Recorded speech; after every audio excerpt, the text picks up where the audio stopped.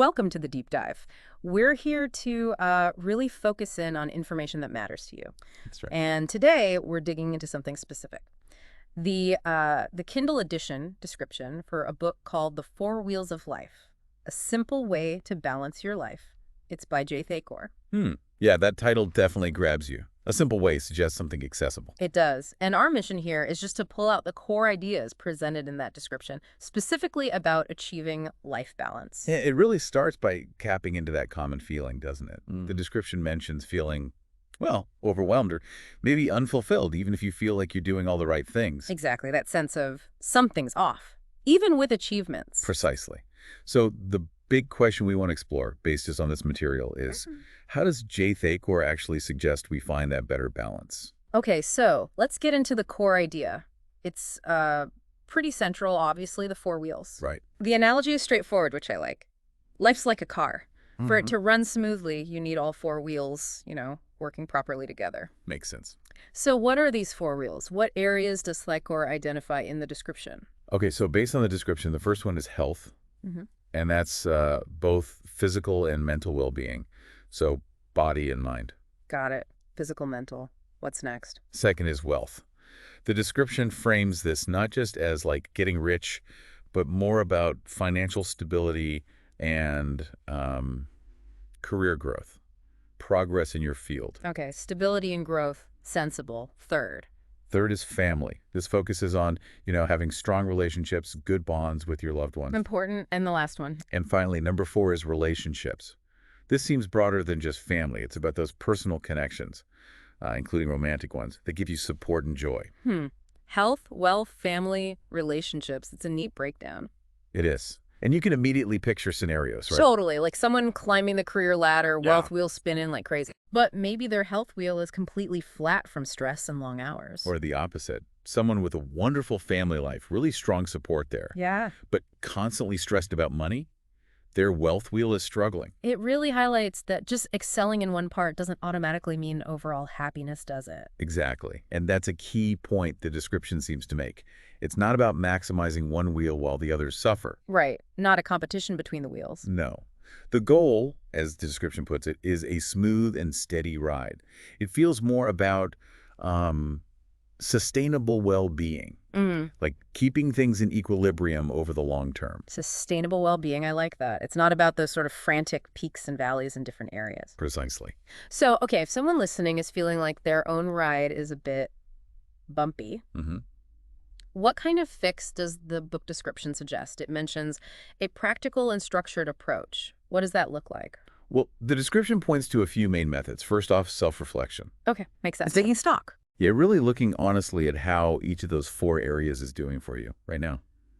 Then there's something called the why technique. The why technique. Yeah, it sounds like a way to, dig deeper, to figure out the root causes behind why one wheel might be off balance. So not just seeing the symptom, but finding the underlying reason. Exactly, like finding the slow leak, not just pumping up the tire every day. Good analogy. What else?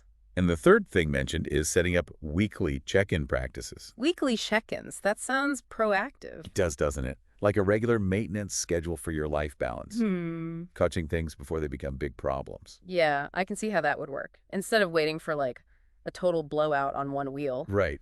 And the description also lists some specific benefits, some learning outcomes you might get from the book. Oh, yeah. What kind of things?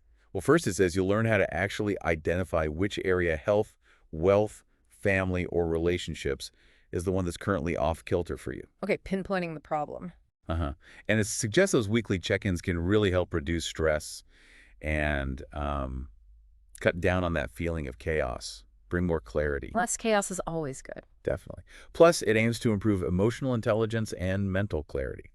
So, navigating life a bit more smoothly, perhaps? Emotional intelligence, mental clarity. Those are big ones. Anything else? Yeah. It also talks about building healthier habits across all 4 areas: mind, body, career, relationships. It sounds quite holistic. It does sound like it tries to connect everything. And it mentioned those specific techniques again, right? The why technique. Yes. And also something called the glass of water method. That one sounds intriguing. It does. The description links it to reprogramming your thinking. Any guesses just based on the name? Well, it groups it with the why technique under shifting your mindset. The description is brief, but glass of water. Maybe it's a visualization. Maybe focusing on the clarity of water as a metaphor for clear thoughts. Or perhaps some kind of mindfulness exercise related to it. It's Yeah. hard to say for sure just from the description. Yeah, pure speculation. But the why technique seems more direct, like asking why repeatedly to get to the bottom of things. That seems likely, yeah. Uncovering those hidden beliefs or assumptions that might be causing the imbalance. Okay, so moving on. Who is this book actually for? Who does the product page say would get the most out of this? It gives a pretty clear picture. It's aimed at people who already read self-help, personal development, that kind of thing, especially books on emotional intelligence. Right, the usual suspects for this genre. Yes, but it also specifically calls out people struggling with work-life balance, which is huge for many, Oh, definitely. and those concerned about their mental well-being. But then it casts a wider net, too. How so? It includes anyone really on a personal growth path, so maybe exploring spirituality, trying to shift their mindset, build better habits, Okay. or maybe focusing on emotional healing or self-care. Yeah. So yeah, pretty broad, but generally for anyone seeking more equilibrium. Sounds like it could resonate with quite a few people. What about the author, Thakor? What does the description tell us about him? Give some context. Yeah, the about the author bit says he comes from a background as a product designer and an entrepreneur. Oh, interesting. Design thinking applied to life? Maybe? It says he's also really into personal growth and his own experiences dealing with modern life's pressures, career stuff, burnout potential actually led him to create this four wheels framework. Is he born from personal experience? Seems like it. And now he shares it globally. What's interesting is the mention that his approach blends Eastern philosophy with practical tools. Ah, that combination often works well. Ancient wisdom, modern application. Right. And it also mentions his personal interests, like mindful travel, deep conversations, journaling, things that suggest a reflective approach. Yeah, it paints a picture of someone who thinks deeply about this stuff. Okay, last bit, the practical details for anyone interested. Sure. It's a Kindle edition, published April 18th, 2025. Pretty recent. And it's short, 91 pages. Okay, concise. Manageable. Exactly. Good for busy people. And it has accessibility features enabled. Text-to-speech, screen reader support, That's good to know. plus Kindle stuff like enhanced typesetting and WordWise.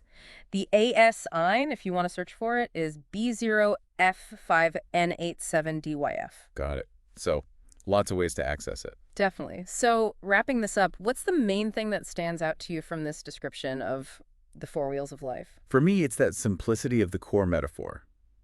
Health, wealth, family, relationships.